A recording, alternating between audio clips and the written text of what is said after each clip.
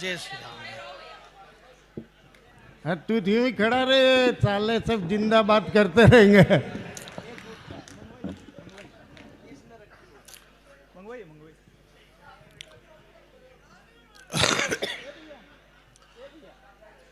मैं आप सबको प्रणाम करता हूं और जैसे कि नगर पालिका परिषद है, नगर पालिका को धन्यवाद ज्ञापित करता हूं। हालांकि सारे कवियों ने बहुत धन्यवाद दे दिया और इतना धन्यवाद दे चुके हैं ये कि आप संभाल भी नहीं पा रहे हो। आप भी सब समझ रहे हो कि ये क्यों दे रहे हैं आपको धन्यवाद, क्योंकि आपने कवि सम्मेलन करवाया है, इसलिए ये आपको धन्यवाद दे रहे हैं। ये रोज़ाना ऐसा ही धन्यवाद देते हैं। मेरी तबीयत थोड़ी ख़राब है, इसीलिए जावेद साहब को पहले लगवा दिया और जावेद साहब से भी मैंने कहा कि जावेद साहब, राष्ट्र, देश और ये सारी बातें आप जब पढ़ते हैं तो हम रोमांचित हो जाते हैं, परंतु फिर भी अगर आप प्रेम और मोहब्बत की बात करेंगे तो देश को और विश्वास हो जाएगा। और इस सागवाड़ा की नगर पालिका ने भी इस बात का सबूत दे दिया।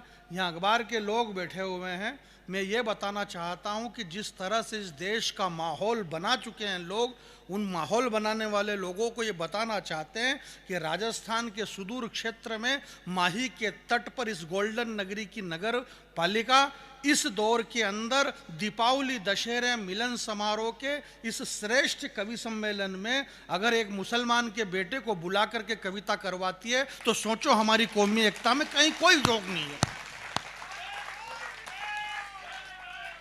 तो इसीलिए अब जिंदाबाद तो क्या, अब ठीक है, अब हो गया मामला। मेरे को आप लोगों ने, मैं तो सागवाड़ा में पहली बार आया और मेरे प्यारे भाई पंडित मयंक भैया और बहुत श्रेष्ठ गीतकार, आपके शहर के इतने प्यारे गीतकार हैं, विपिन भैया, विपिन वत्सल जी, इनका एक गीत इन्होंने जो सुनाया वो बहुत प्यारा गीत था।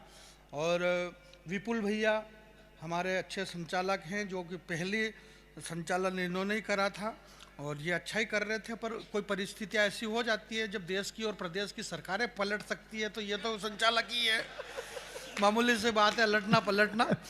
और मेरे प्यारे भाई शिवाजी छत्रपाल, आपने बहुत श्रेष्ठ रचना पढ़ी है, आपने शहीदों को लेकर के भी अच्छी कविता पढ़ी और सबने अच्छा पढ़ा। सारे को मैंने पद्मश्री श्री सुरेंद्र शर्मा जी अपने समय के हिसाब से वो चले गए, क्योंकि डॉक्टरों ने उन्हें कह रखा कि आप इतनी देर तक ही मंच पर बैठेंगे, इसके बाद आप नहीं बैठना। एक उम्र है, अब 85, 86, 87 वर्ष की उनकी उम्र है। वो यहाँ पर आए, हमारे सारे लोग भी बड़े भावुक हुए कि हमारे छोटे से निमंत्रण पर पद्मश्री सुरेंद्र शर्मा जी यहाँ पर आ गए। हालांकि इसमें ऐसी कोई बात नहीं है, इन्होंने जितने पैसे मांगे आपने दे दिए, वो आ गए, इसमें कोई खास बात नहीं है। पैसे दे दो तो आ जाते हैं। और वो आए, उन्होंने पैसे लिए और पैसे लेने के बाद में उन्होंने बता दिया कि ना तो मैं गंगा में नहाता हूँ ना मैं मंदिर जाता हूँ। परंतु ठीक बात है, ये हिंदुस्तान है, सबकी अपनी अपनी सिस्टम है। मैं एक कविता छोटी सी आपके बीच में सुनाना चाहता हूँ। मेरे को इन्होंने इतना, बाद में इतना छोटा सा आदमी हूँ, मुझे आप ज़बरदस्ती पता नहीं क्यों बदला ले रहे हो। मुझे लोग बाग भी चले गए यार, मेरे को बीच में पहले पढ़ा देना था, परंतु इन्होंने इसलिए भी बचा के रखा मेरे को कि अभी 4-6 दिन पहले क्या हुआ, गांधी जी के एक कवि सम्मेलन था। अब कवि सम्मेलन बांसवाड़ा के पास में घाटोल कहीं जगह थी, कवि सम्मेलन था। अब कवि सम्मेलन था साहब, तो पहले कवि ने कविता पढ़ी छत्रपाल ने और दूसरे नंबर पे मेरा नंबर, मैंने कविता पढ़ी और पानी शुरू हो गया, बाकी सारे कवि बच गए। तो जो चेयरमैन थे वहाँ के, जनपद वो सरपंच साहब थे, उन्होंने कहा, बोले कितनों ने पढ़ा? बोले 2 कवियों ने। किसने? बोले जानी बैरागी और छत्रपाल ने। बोले इन दोनों का पेमेंट कर दो, बाकी का इनका लेने दो, इन्होंने पढ़ा भी नहीं है। ये दहशत विचारों में बैठी हुई है इस चक्कर में कि यार कहीं पानी नहीं आ जाए, पानी नहीं आ जाए, इस चक्कर में सब धीरे धीरे पढ़ लिया और मेरे को बिठा दिया। परंतु इनको सोचना चाहिए कि जब जानी है तो फिर पानी नहीं आएगा, अब जानी आया है तो पानी नहीं आएगा, पानी का मौसम चला गया है। सब लोगों ने बहुत अच्छा, कुंवर भैया आपने तो अद्भुत ही गीत पढ़ा और शानदार। मैं आपका बहुत बड़ा फ़ैन हूँ और फ़ैन होना भी चाहिए, मैं आपका बहुत प्रशंसक हूँ। आप श्रेष्ठ गीत पढ़ते हैं, लिखते हैं। जैसे कि आप बता रहे थे कि लोगों को शंका होती है कि ये लिख के तो नहीं दे रहा, तो मैं खुद ही नहीं लिख पा रहा हूँ यार, भाई सब यार। मेरे को जो याद आ जाता है वो सुना देता हूँ, क्योंकि जो लिखना करना ये सब कुछ पहले हो चुका है इस दुनिया में। अब मेरे को 10-20 मिनट का समय आप दे देना, मैं बहुत छोटा आदमी हूँ, पत्रकार महोदय यहाँ पर बैठे हुए हैं। यहाँ इस देश में कुछ बातें चलाई जा रही है, जैसे कि यह सरस्वती के पुत्र है, हमारे बीच में सरस्वती के पुत्र बैठे हुए हैं, ये बात चलाई जा रही है। अब आप कल्पना करो कि मतलब माँ सरस्वती ऐसी औलादे पैदा करे क्या? एक बात बता, बस ये चलाई जा रही है। नहीं, मेरी एक बात बता रहा हूं मैं चेयरमैन साहब, भाई जोशी जी, भाई मेरा ये मानना कि माँ सरस्वती अगर औलाद ही पैदा करेगी तो भाई लता मंगेशकर जी होगी, मुकेश कुमार, मोहम्मद रफ़ी, किशोर दा, वो आशा भोसले, या अब वो दिनेश देसी, एक लंगड़ा ये नहीं एक ऐसे लूले लंगड़े पैदा कर ले सरस्वती बात। बस ये चलाई जा रही है, ये चलाई जा रही है दोस्त। क्या हो गया, थोड़ा आवाज बढ़ाने को बोल रहे क्या? बड़ा तो हालांकि मैं बड़ा ही नहीं रहा हूं अभी आजकल, क्योंकि दूसरे ही बढ़ा रहे तो अपन क्यों बढ़ा। आवाज बढ़ाने का फैशन चल गया आजकल, कवि सम्मेलनों में ऐसे ऐसे फैशन तो ये सारा चल रहा है कि ये बहुत अच्छे हैं। और ये हमारे, मैंने आपको बताया होगा, एक हमारे बहुत बड़े कवि हैं, उनको यहाँ पर आना था, उनका स्वास्थ्य नहीं था सही, तो सुरेंद्र शर्मा जी को बुलाया, तो अब इनका भी सही नहीं निकला। पवार जी को आना था तो हरिओम पवार जी नहीं आ पाए, तो सुरेंद्र शर्मा जी को बुलाया, सुरेंद्र शर्मा जी आए और वापस चले गए, जबकि पता नहीं क्यों चले गए। ठीक है, इस उम्र में आदमी नहीं बैठ पाते हैं ज़्यादा। तो पवार जी एक बहुत अच्छी बात कहते हैं, विपिन भाई पवार जी बहुत अच्छी बात कहते हैं, विपुल भाई श्रद्धेय श्री हरिओम पवार कहते हैं जावेद साहब कि हिंदुस्तान के कवि सम्मेलनों के मंच से जिस दिन गीत मर जाएंगे उस दिन कवि सम्मेलन मर जाएंगे सब। ये कवि सम्मेलन में ये गीत ही कविताओं के और कवि सम्मेलनों के प्राण हैं, इसलिए इन गीतकारों को, इन गीतों को आप संभाल करके रखो। ये बात किसने कही? पवार जी ने कही। मेरे को ये बात पहले से ही मालूम थी, पर उन्होंने कह दी। अब उन्होंने कह दी तो मेरे को और ज्यादा विश्वास हो गया कि भाई बड़ा आदमी है, कह रहा है तो बात और अच्छी ओरिजिनल ही होगी। अब इस चक्कर में, उनके कहने के चक्कर में, मैंने मेरे गांव में इनको छोड़ करके 5-7 गीतकार बुला लिए। 1.5-2 घंटे में कवि सम्मेलन के प्राण निकल गए। लोग बाग जाने लगे तो उनको फिर रोका, बोले शांति पकड़ो, शांति पकड़ो भैया, अभी समोसे की भी व्यवस्था है। तो फिर समोसे ने पूरा कवि सम्मेलन संभाला। कवि सम्मेलन समोसे पे आधारित रहा। अगले साल कवि सम्मेलन में समोसे का नागरिक अभिनंदन किया गया।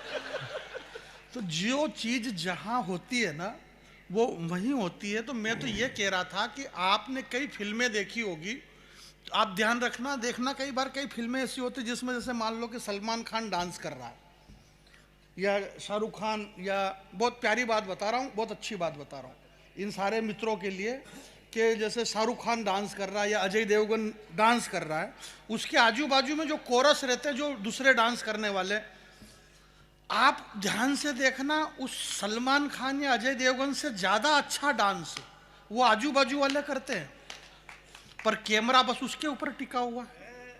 तो ये जो कैमरे खाली लोगों पे टिकते हैं, परंतु हमसे कई गुना अच्छे लिखने वाले आपके शहर में ये कवि हैं। इन कवियों को आप संभाल करके रखिए, ये बहुत अच्छे कवि हैं।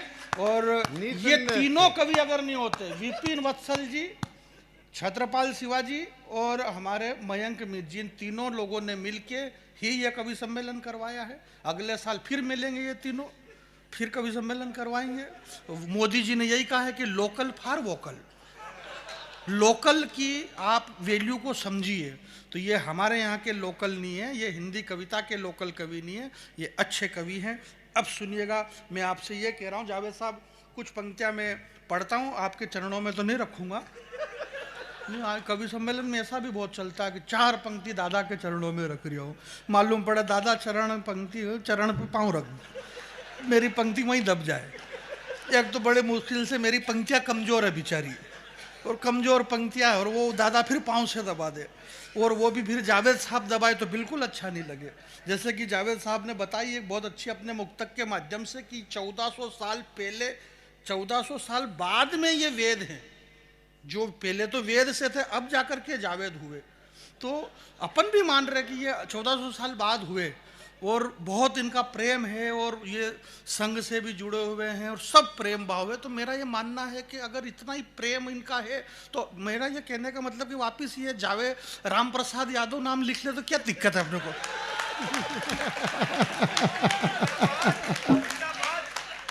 उनके मन की भावना ऐसी ही है। पर अब ये बंटवारे ये हो गए, ये हिंदू, ये मुसलमान, ये हिंदू, ये मुसलमान। मैं इस हिंदू और मुसलमान को यहाँ संघ के और सारे लोग, मैं तो कभी इस बात से वो नहीं कहता हूँ, परंतु मेरा ये मानना है मेरे भाई, क्या मानना है मेरे को मालूम नहीं पड़ रहा कि क्या मानना है। ये क्या है कि थोड़ा इन्होंने दिग्भ्रमित कर दिया इस बलवंत बल्लू ने, इन्होंने कि यार तुमको मेरे को पहले पढ़ा देना था यार। पर अब इतनी देर तक लोग बाग बैठे हुए हैं, मेरी खुद की आंखें नहीं खुल रही है।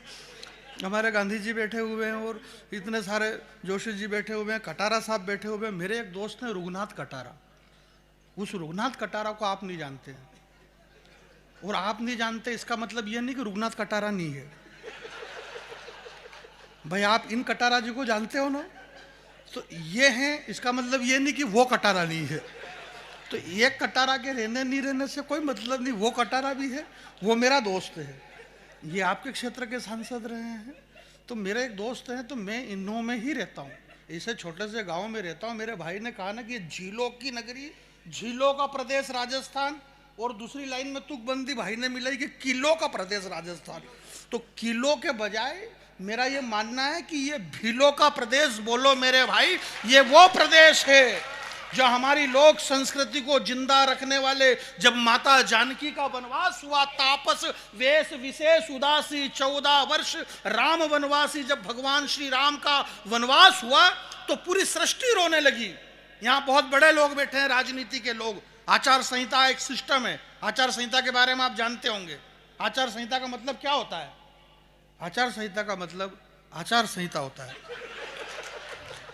ये होती है, इसके बारे में जानता कोई भी नहीं है, फिर भी इसको लगा दी जाती है, बोले आचार संहिता लग गई। जब ये है ही नहीं, इसके बारे में जानकारी कुछ भी नहीं, फिर भी इसको लगाई जाती है। संसद महोदय आपको पता होगा, जैसे ही चुनाव आया, अरे बोले आचार संहिता लग गई, जबकि उसके बारे में किसी को कुछ भी जानकारी नहीं है, पर वो लगाई जाती है। ये आचार संहिता क्या है? ये आचार संहिता बल्लू भाई आप भी नहीं जानते हो। ये है एक सामान्य परिवार, छोटा सा परिवार, उस छोटे से परिवार के घर में अगर शादी आती है ना, आपका साउंड बहुत अच्छा है, मैं ऐसा दिनेश की तरह नहीं बोल रहा हूँ, रियल में बहुत अच्छा साउंड है। जब परिवार में शादी आती है, गरीब परिवार है, वो 50,000 रुपये ब्याज में लेता है, घर कंजेस्टेड है, तो वो एक विपुल भाई एक कमरा बनाता है, और कमरा इसलिए बनाता है, वो महिला मोहल्ले में बात करती औरतें उनके, हमारे पप्पू की शादी आई है, हमारे पिंटू की शादी है, घर में कंजेस्टेड है। बोले एक कमरा ऊपर बना दे दूल्हा दुल्हन के लिए, 50,000 रुपये 3 रुपये सैकड़े के ब्याज में लेकर के एक कमरा बनता है। इसके बाद में पिंटू की शादी होती है, धूमधाम से शादी होती है, 100-500 बाराती जाते हैं, अग्नि की साक्षी होती है, फेरे होते हैं, और इसके बाद वो दूल्हा और दुल्हन कहाँ पे जाते हैं? वो 10 बाई 10 के कमरे में। ये जो 140 करोड़ की आबादी है हिंदुस्तान की, ये 140 करोड़ की आबादी कैसे हुई? उस 10 बाई 10 के कमरे से हुई। वो 10 बाई 10 का कमरा किस लिए भैया? जब ऑलरेडी शादी हो गई, शादी किस लिए हुई? शादी हुई इसीलिए, परंतु वो जो कमरा है, बस वो कमरा ही आचार संहिता है। सब कुछ होगा परंतु उस 10 बाई 10 के कमरे में आप ओपन में कुछ नहीं कर सकते हो। ये हिंदुस्तान की राजनीति है। इस राजनीति में एक पर्दा है, वाह भैया, उस पर्दे के अंदर सारे काम होंगे, और उस पर्दे को रखने के लिए हमने एक आचार संहिता कर रखी है। और बोले आचार संहिता लग गई। अब आप कह रहे हो कि ये ऐसा हो गया और वो ऐसा हो गया, और हमारे बोले वो यार वो बिहार में नीतीश कुमार जी इधर से इधर पलटी मार गए, और हमारे मध्य प्रदेश, ये तुम्हारे राजस्थान में यार, हमारे मध्य प्रदेश में जितना प्रेम भाव बना हुआ है, सुमित्रा जानती है, ये जावरा की रहने वाली, मैं मध्य प्रदेश का, इतनी प्रेम, इतनी एकता, और जितनी एकता विपिन भाई हमारे राज्य मध्य प्रदेश में कांग्रेस और भाजपा में इतनी किसी में ही नहीं। मर्जी पड़ा तब भाजपा में कांग्रेस वाले आ रहे हैं प्रेम से, 20-20, 15-15, 20-20 विधायक कूद कूद के आ रहे इधर। बोला कहाँ जा रहे हो? बोले देशभक्ति करने के लिए। भारतीय जनता पार्टी के अंदर समय खुद जानते जावेद साहब की देशभक्ति है यहाँ पे, और देशभक्ति के लिए सब आ रहे हैं। ये देशभक्ति रहेगी, ये तो हमें पता है, ये तो हमें पता है। मयंक भाई क्या पता है? क्या पता है? आप जबरदस्ती गर्दन मत हिलाओ। आप पंडित जी, आपने बड़ी चोटी रख रखी है, और ये चोटी इस बात की निशानी है कि ब्राह्मण होकर के कभी झूठ नहीं बोलना। इसलिए आप बताइए, आपको क्या पता है? ये तो सबको पता है कि देश की जीडीपी गिर चुकी है। मेरी माता बहनें यहां पर बैठी हुई है। मेडिकल साइंस ये कहता है सर कि एक महिला प्रसूति गृह के अंदर जब प्रसव पीड़ा से गुजरती है तो उसका जो दर्द है वह दर्द 98% उसकी मृत्यु हो सकती है, परंतु किसी भी महिला की मृत्यु नहीं होती है। और वो सिर्फ इसलिए नहीं होती क्योंकि उस महिला को ये पता है कि उस दर्द से ज़्यादा उसे खुशी इस बात की है कि वो माँ बनने वाली है। तो हमारा दर्द क्या है? दर्द भी बहुत बड़ा है, परंतु खुशी भी है। दर्द ये है, खुशी क्या है? ये मत देखो कि कितने फायदे में है या कितने नुकसान में है। ये मत देखो अब मुझे ये कहना पड़े कि आप ताली बजाओ तो फिर मतलब क्या रहा कविता का। मेरे भाई सुनिएगा कि ये मत देखो कि कितने नुकसान में है, ये देखो कि कितने फायदे में हैं। यार आजकल ये अल कायदा वाले कितने कायदे में हैं। वाह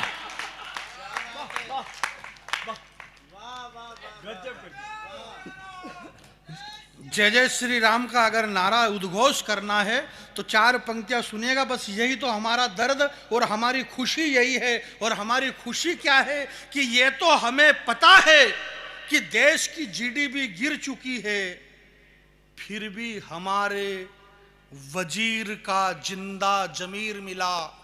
370 हटी, नकटों की नाक कटी, मुस्कुराता हुआ कश्मीर मिला। 370 हटी, नकटों की नाक कटी, मुस्कुराता हुआ कश्मीर मिला।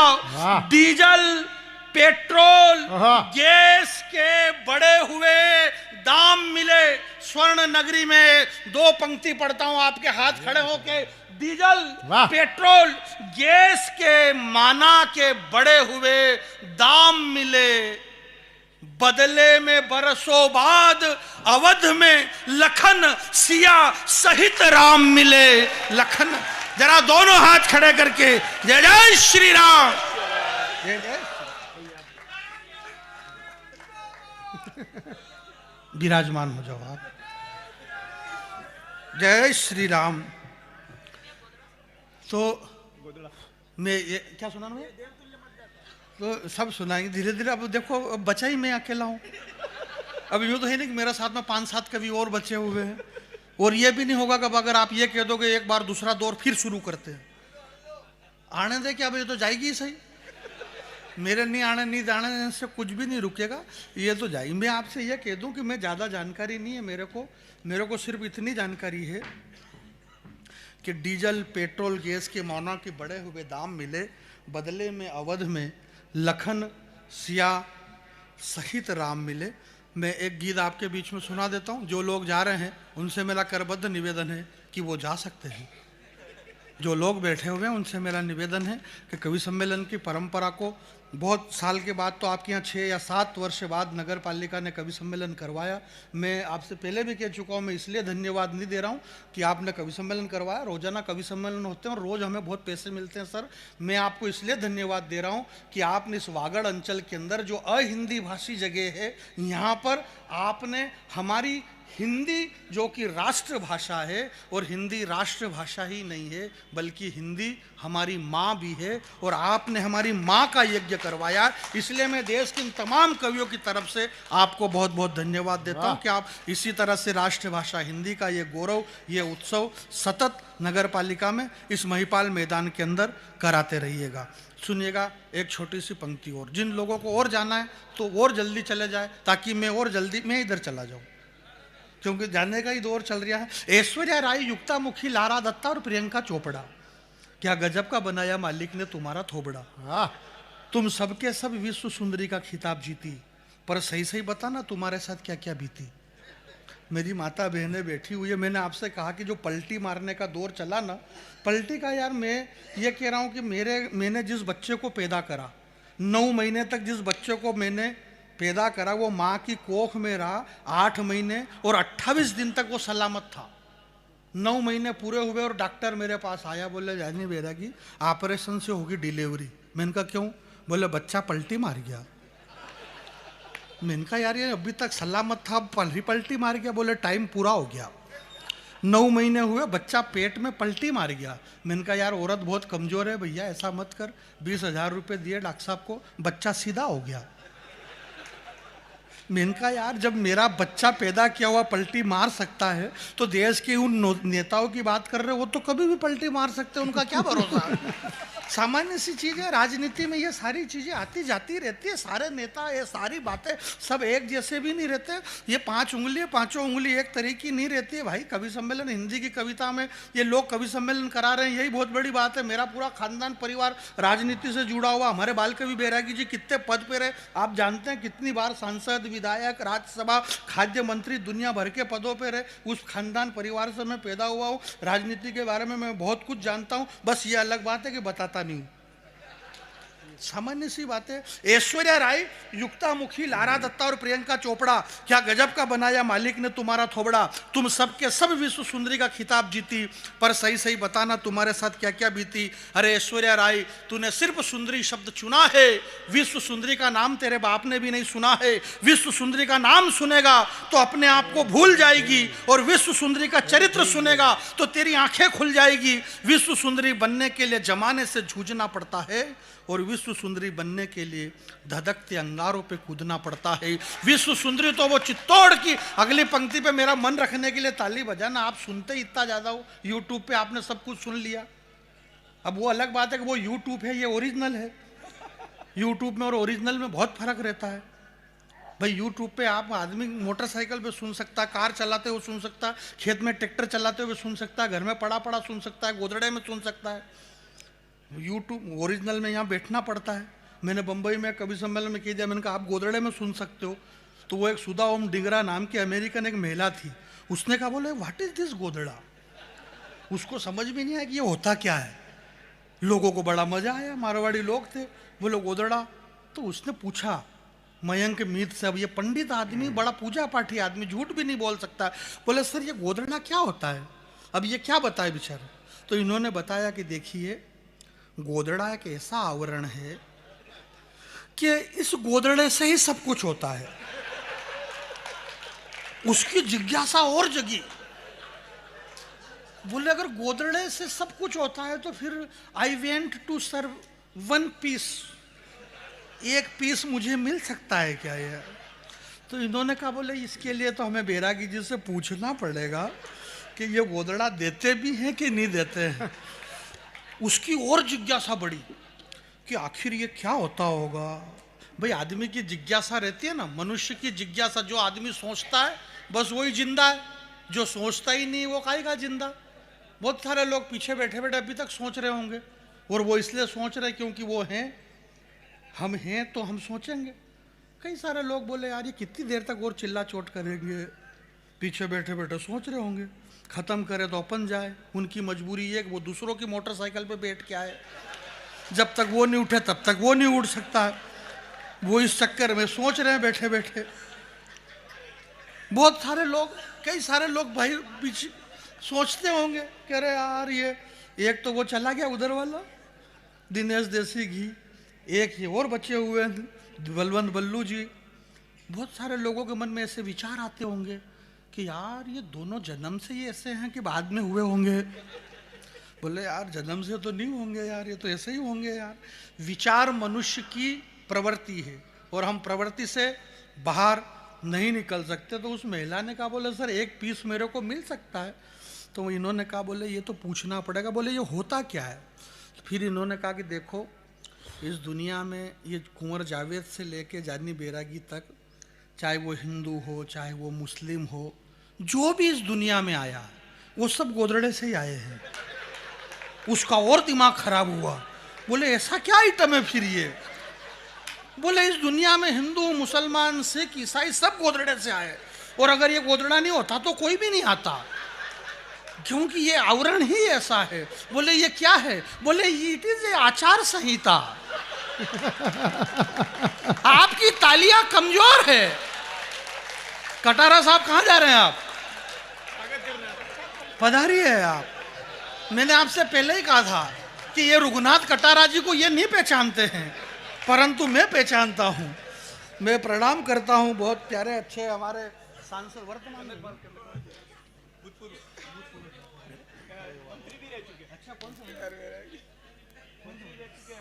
जनजाति में। अच्छा।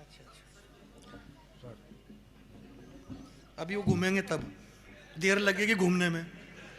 आप उनकी उम्र देखो, इतनी जल्दी थोड़ी घूम सकते हैं वो। भाई साहब घूमने के लिए कह रहे हैं ये।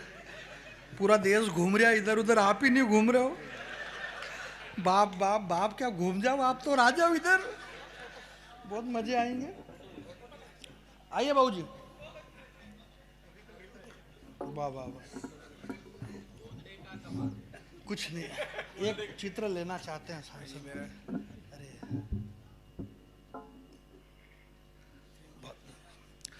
इतने सरल और सहज व्यक्ति हैं ये, वरना एक भूतपूर्व मंत्री पद पे सुशोभित रहे हैं, मिनिस्टर होने के बाद में, सांसद होने के बाद में इतनी देर तक इस तरह से मिलना, ये इनकी सरलता, ये इनकी विनम्रता, ये विनम्रता और ये सरलता ही बाबूजी आपका जो हथियार है ना, ये हथियार ही यही है। ये बहुत बड़ा हथियार है। विनम्रता से बड़ी दुनिया में कोई ताकत नहीं है। इतने बड़े पद पे रहने के बाद अगर आदमी इतना विनम्र है, वरना इन्हें कोई जरूरत नहीं है रात को इतनी देर तक बैठे। ये क्यों बैठे भाई रात को? इन्हें बुलाया, मुख्य अतिथि के रूप में आ गए, थोड़ी देर बैठते चले जाते, दीप प्रज्वलन हुआ और चले जाते। परंतु ये अभी तक बैठे हुए हैं। ये क्यों बैठे हुए हैं? नहीं, ये क्यों बैठे हुए हैं?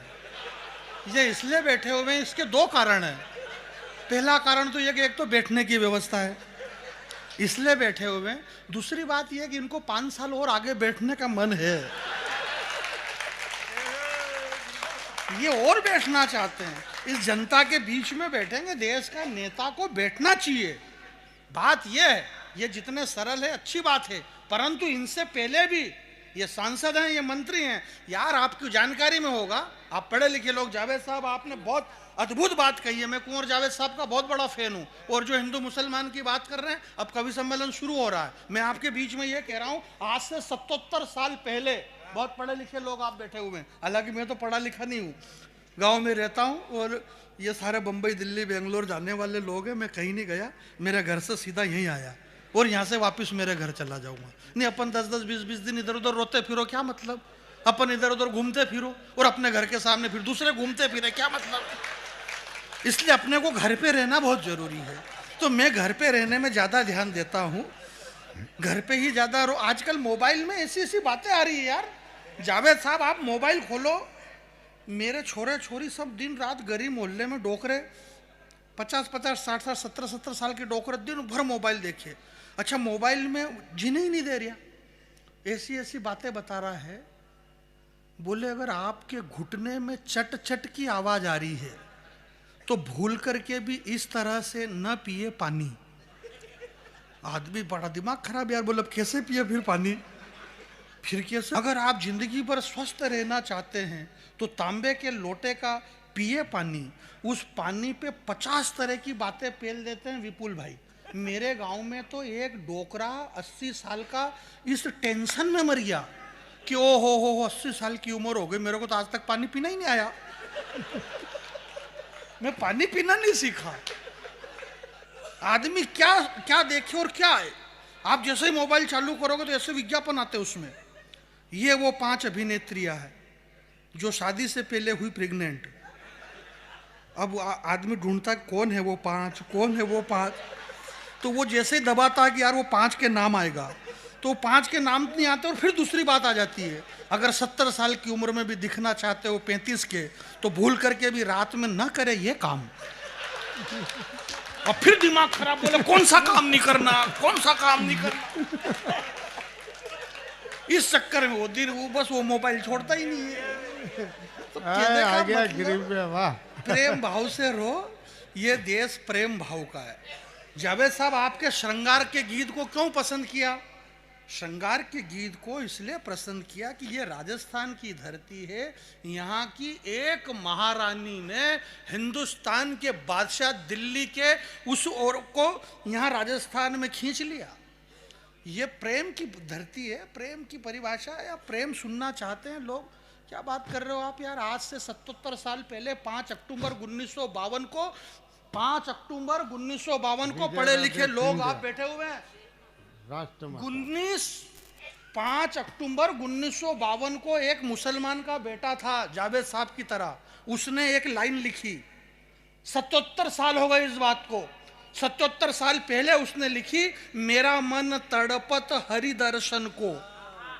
1952 में 5 अक्टूबर को पहली black and white film release हुई। फिल्म का नाम बेजू बावरा। उस बेजू बावरा में लिखने वाला वो मुसलमान का पहला बेटा जिसका नाम शकील बदायूनी साहब ने लिखा कि मेरा मन तड़पत हरि दर्शन को। और इस गीत को जिसने संगीत दिया, वो संगीत देने वाला पहला मुसलमान का बेटा जिसका नाम नौशाद अली, और इस गीत को गाने वाला पहला मुसलमान का बेटा जिसका नाम मोहम्मद रफी था। मेरे भाई, ये वो हिंदुस्तान है जो मुसलमान से कहीं तक नफरत नहीं करता और पूरे देश दुनिया में गीत बजा कि मेरा मन तड़पत हरि दर्शन को। ये बात जैसे ही बाला साहब ठाकरे को मालूम पड़ी तो उन्होंने कहा, बोले कौन है ये तीनों, बुलाओ इनको इधर। तीनों को बुलाया, नौशाद अली साहब को, शकील बदायूनी को और मोहम्मद रफी साहब को। मातुश्री में तीनों को बुलाया। बाला साहब उस समय अपनी जवानी में थे। बोले क्या लिखा आपने काई पे संगीत दिया और आपने क्या गाया? तो तीनों ने बताया कि मैंने लिखा कि मेरा मन तड़पत हरि दर्शन। बोले मैंने संगीत दिया कि मेरा मन तड़पत हरि दर्शन को, और मैंने गाया कि मेरा मन तड़पत हरि दर्शन को। बोले हरि का मतलब क्या होता है? तो तीनों ने बताया कि हरि का मतलब हरि हरि। जहाँ पे हरी हरी पत्ती रहती है वहाँ सबका मन तड़पता है मेरे भाई। बस हरी पत्ती बहुत मायना रखती, जरा एक बार ताली बजाना। मैं हरी पत्ती की बात कर रहा हूँ। ये हिंदुस्तान के सारे कवि हरी पत्ती के चक्कर में भटक रहे इधर उधर। ये सब बहुत बरसों से चला आ रहा है, इसलिए प्रेम भाव से रो। ये लड़ाई झगड़े दंगे फसाद वगैरह इससे कुछ भी नहीं होना है, फोगट की बातें। अभी देश में भाजपा वालों के पास में चले जाओ या कांग्रेस के पास में, दो ही चीजें चल रही है, भाजपा और कांग्रेस, और दोनों का एक ही काम है। भाजपा का कहना एक ही बात है, बोले सनातन खतरे में, और कांग्रेस का कहना एक है, बोले संविधान खतरे में। पहले छोरे छोरी की सगाई करने के लिए जाते थे तो बोले छोरा क्या कर रहा है? बोले छोरा अभी कॉलेज में MBA कर रहा है उदयपुर से। बोले आजकल सगाई करने के लिए जाओ, बोले छोरा क्या कर रहा है? बोले 2 छोरे हैं अपने, बड़े वाला तो रैली में जा रहा है और छोटे वाला, बोले छोटे वाला रील बना रहा है। अंदर की आंखें खोल करके अंतस मन को देखो। जिंदाबाद जियो। अंदर की आंखें खोल कर अंतस मन को देखो। सुमित्रा, सुमित्रा सोच रही कि अंदर आंखें रहती कहाँ होगी भाई। ये बाहर की आंखें तो इसने भी देखी, 5-25 साल की उम्र हो गई इसकी, पर अब इसको अंदर की आंखें नहीं दिख रही। और ये उम्र ही ऐसी साली, इसमें अंदर की आंखें नहीं दिखती है। मैं आपको अंदर की आंखें बता रहा हूं। अंदर की आंखें खोलकर अंतस मन को देखो, सनातन की ताकत देखना है तो चलो एक बार वृंदावन को देखो। आपकी तालियां कमजोर है मेरे दोस्त, सुनिएगा कि अंदर की आंखें खोलकर अंतस मन को देखो, सनातन की ताकत देखना है तो चलो एक बार वृंदावन को देखो। वहां पूरी की पूरी दुनिया का विज्ञान यह सोच करके शर्मिंदा है। एक पंक्ति पकड़ना के वहां पूरी की पूरी दुनिया का विज्ञान यह सोच करके शर्मिंदा है कि जिसके बगैर आदमी जिंदा ही नहीं रह सकता। वो प्रेमानंद जी बिना किडनी के कैसे जिंदा है? वाह, आपकी तालियां कमजोर है मेरे भाई। पूरे दुनिया का जो एम्स है, एम्स हॉस्पिटल में दुनिया के तमाम डॉक्टरों ने यह बात कही कि ये जो व्यक्ति है प्रेमानंद जी महाराज, इनकी दोनों किडनियां खराब है और ये 17 से 18 महीने में चले जाएंगे। इस बात को आज 20 साल हो गए, वो डॉक्टर चले गए जिन्होंने ये कहा था वो। और वो प्रेमानंद जी महाराज आज भी हमारे बीच में हैं। कभी वृंदावन जाइए और अपने भाग्य को सफल करिए, अपने मन को भी, आपने भाग्य को देख बार जाइए वृंदावन। शाम की 8 बजे से पूरी वृंदावन की गलियां खचाखच, हजारों लाखों लोग एक झलक पाने के लिए तरसते हैं उस दिव्य संत के लिए। ये सनातन की ताकत है कि किडनियां खराब होने के बाद 20 साल तक आदमी आज भी सुबह में 3 बजे उठ करके वृंदावन की परिक्रमा करता है मेरे भाई। इसलिए इस सनातन की ताकत अद्भुत है। इस सत्य सनातन को न तो कोई मिटा सका। जिस स्टेलिन मूर्ख ने कहा कि ये सनातन डेंगू मच्छर है, उस स्टेलिन को पता नहीं है कि सनातन की जड़ें कितनी गहरी है। ये जड़ें गहरी रहेगी, इसे मिटाने वाले मूर्ख, तुझे पता ही नहीं है मेरे भाई कि राम विमुख असहाल तुम्हारा। जिसकी दृष्टि के बिलोक उठने मात्र से तीनों लोग थर्रा उठते थे, वह रावण धूल धूसरी धूल के अंदर पड़ा हुआ है और वानर लोग उसके मस्तक को ठोकर मार रहे हैं। और रुदन करती हुई मंदोदरी कहती है कि राम विमुख असहाल तुम्हारा। राम से अगर तुम विमुख चले जाओगे तो हाल तुम्हारा यही होगा। 22 जनवरी को भगवान श्री राम जी अवध में आए। बहुत सारे लोगों ने कहा कि इट इज़ ए इवेंट, हम इसमें नहीं आएंगे। वो कोई बात नहीं, वो 22 को नहीं आए तो वो फिर 25 में भी नहीं आए। वो इसमें नहीं आए तो फिर वो उसमें भी नहीं आए ना। इसलिए राम से विमुख जाने वाले लोगों का यही हाल होता है मेरे भाई। ये हिंदुस्तान की धरती राम की धरती, यहाँ की पहचान राम से है मेरे भाई। श्री राम से इस भारत की पहचान है। इस पहचान को आप मिटा दोगे? जहां पूरी की पूरी दुनिया का विज्ञान यह सोच करके शर्मिंदा है कि जिसके बगैर आदमी जिंदा ही नहीं रह सकता, वो बिना किडनी के कैसे जिंदा है। तो शर्माते हुए विज्ञान ने कहा कि इस बाबा ने तो कमाल कर रखा है। बाबा ने भी मुस्कुराते हुए कह दिया कि मुझे तो किसी और ने संभाल रखा है। वाह, 2 पंक्ति पे मुझे विदा करना। बाबा ने भी मुस्कुराते हुए कह दिया कि मुझे तो किसी और ने संभाल रखा है। इस सनातनी सन्यासी का, इस सनातनी सन्यासी की बस इतनी सी कहानी बोलती है। ये बेचारी किडनियां उसे क्या मारेगी जिसके अंदर साक्षात राधा रानी बोलती है। वाह, जिसके अंदर साक्षात राधा रानी बोलती है। बहुत बहुत धन्यवाद। मैं आपको प्रणाम करता हूँ। आपको नगर पालिका और तमाम लोगों को बहुत बहुत धन्यवाद। आपको आपने